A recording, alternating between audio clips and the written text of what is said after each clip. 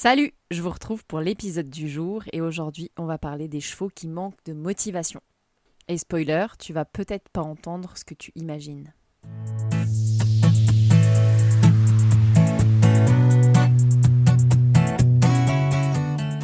Salut, bienvenue dans À Cheval, le podcast de l'équitation collaborative. Je suis Morgane, je suis coach en équitation et j'accompagne mes élèves, peu importe leur discipline ou leur niveau équestre, vers plus de collaboration dans leurs échanges avec leur cheval. Si tu es cavalière et que tu es à la recherche de connaissances, de tips, de réflexions ou d'exos pour que ton équitation devienne plus collaborative, alors tu es au bon endroit. Dans ce podcast, je te partage seule ou avec mes invités tout pour t'inspirer et que tu puisses développer l'équitation dont tu rêves avec ton cheval. T'es prête ? Allez hop, à cheval ! Allez, c'est parti pour parler de ces chevaux qui sont si géniaux et si frustrants que sont ceux qui manquent de motivation. J'entends les chevaux qu'on appelle mous parfois, les chevaux démotivés, les chevaux déconnectés, les chevaux feignants, on entend ça aussi parfois. Mais pour autant, on sait que tout ça est un manque de motivation. Alors, pourquoi ? Comment faire ? On va parler de ça dans cet épisode de podcast. Déjà, moi, il y a un vrai truc qui a complètement switché quand je me suis mise à enseigner la biomécanique à mes élèves.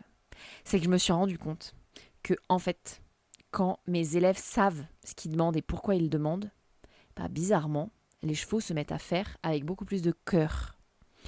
Et il y a un vrai truc autour de ça, c'est que on pense souvent que pour motiver un cheval, il faut lui donner des carottes. J'entends beaucoup ça. Je me suis mis au renforcement positif parce que mon cheval, il n'est pas très motivé. Alors depuis, il est beaucoup plus motivé. Ouais, peut-être. Et en fait, je crois pas que la motivation, elle soit la même. C'est-à-dire que moi, il y a un vrai truc avec le renforcement positif, c'est que je le place ici, j'en ai jamais parlé encore en public, mais j'ai essayé de bosser en renforcement positif avec des bonbons, et en fait, mon cheval, ça le déconnecte complètement de ce qu'il est en train de faire. Il est tellement focus sur je veux avoir ma friandise, je veux avoir ma friandise, je veux avoir ma friandise, qu'il se met à faire des mouvements avec des... Enfin, ça n'a plus aucun sens.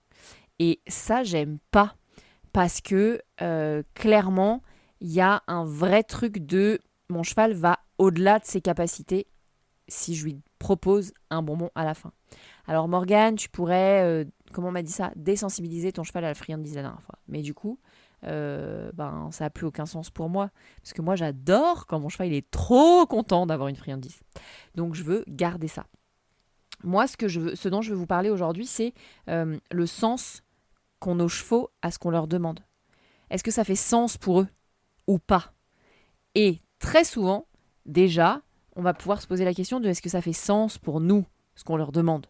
Genre, trotter sur un cercle de 20 mètres avec une attitude dressage, par exemple, est-ce que ça fait sens pour nous ? Tel que, pas tant. Si vous faites du concours et que vous pensez que ça va vous faire gagner des points sur le dressage, plus déjà. Mais c'est pas pour autant que ça fait vraiment sens en profondeur et qu'on sait exactement pourquoi on le fait, comment on veut l'obtenir. Et du coup, qu'on a la collaboration du cheval. Il y a un vrai truc avec ces chevaux qui, on dit, manquent de motivation, ils sont pas motivés, etc., etc. Ils sont feignants parfois. C'est que souvent, ce qu'on leur demande ne fait pas sens.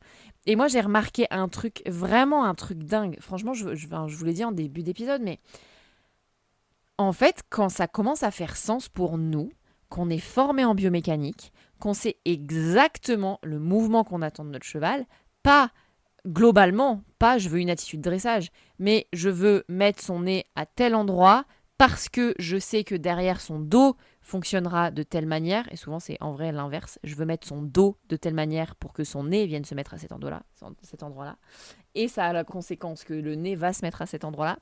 Mais il y a un vrai truc de sens et de où je suis souvent assez scotchée en vrai des progrès en termes de collaboration, en termes de connexion, en termes de motivation des chevaux, sans trop rien changer en réalité.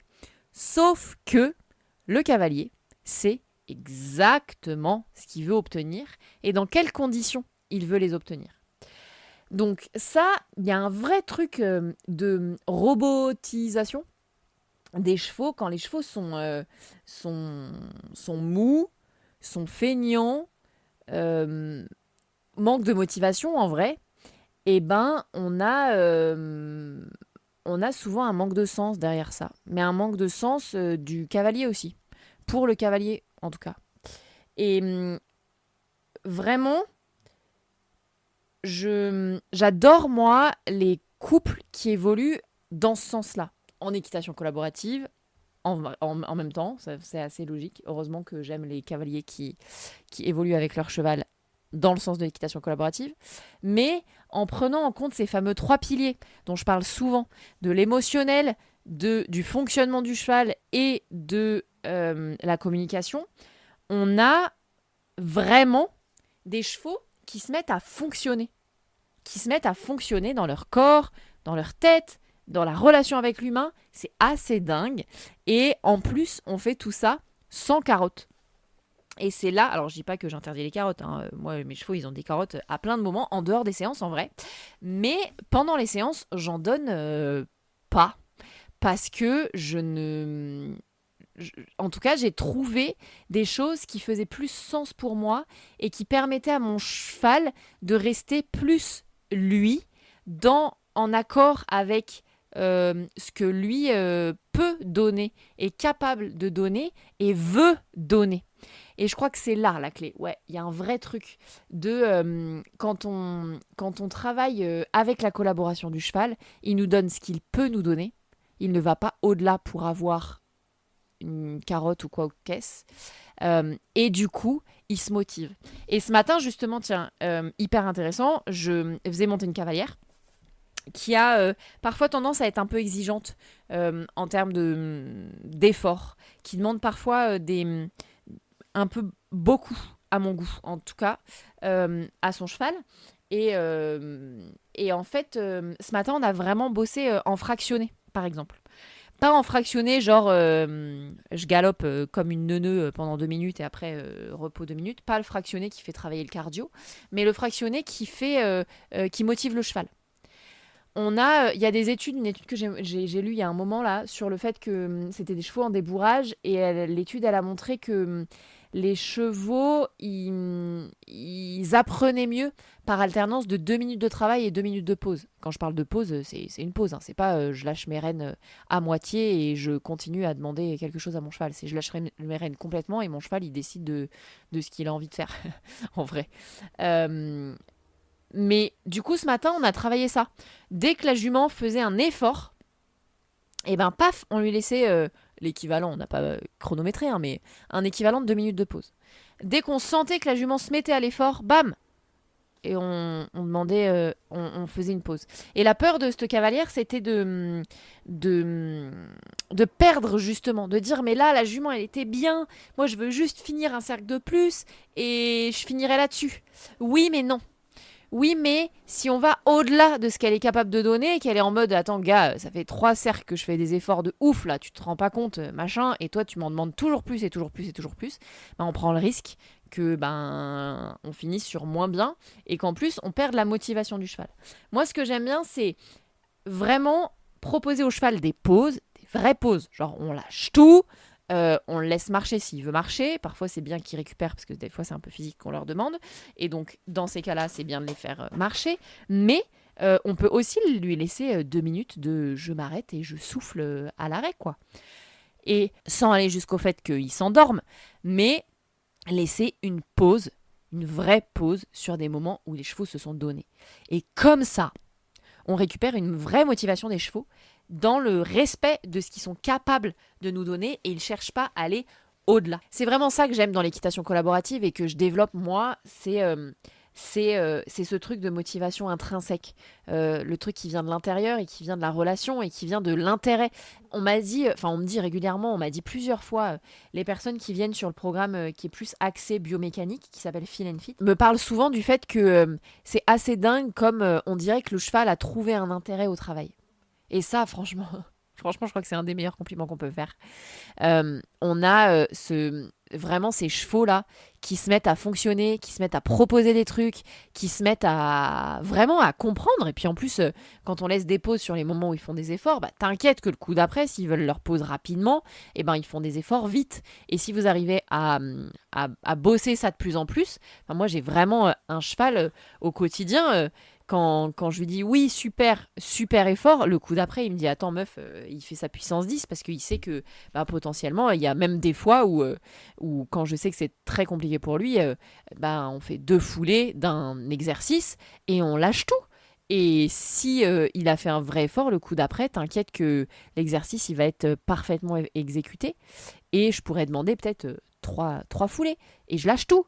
Et ainsi de suite. Et ça, c'est vrai pour la motivation, pour renforcer la motivation psychique, mais c'est aussi génial pour le corps, parce que le corps, il fait un effort court, et plus ça va aller, plus on va pouvoir en demander aux chevaux, et plus ils vont améliorer leur performance équestre aussi. Donc pour tous les chevaux de sport, ou les cavaliers, pardon, pas les chevaux de sport, les chevaux, il y a peu de chances qu'ils écoutent cet épisode de podcast, mais les cavaliers de sport en tout cas, qui écoutent ici, soyez sûr que si vous gagnez la motivation de votre cheval, vous allez gagner en performance de ouf. Donc, il y a un vrai truc sur les chevaux qui manquent de motivation, c'est que je pense que, en vrai, aujourd'hui, on ne prend pas la motivation souvent du bon côté. Et en ayant la collaboration du cheval, la motivation du cheval, elle est là et on progresse d'autant plus vite avec nos chevaux. Voilà ce que j'avais envie de vous dire sur cet épisode de podcast. Voilà, j'espère qu'il vous a plu et qu'il vous donne des clés. Si jamais ça vous appelle des réflexions, des remarques, des questions, n'hésitez pas à venir me les dire, me les poser sur les réseaux sociaux. Je suis toujours ravie d'avoir des conversations avec vous.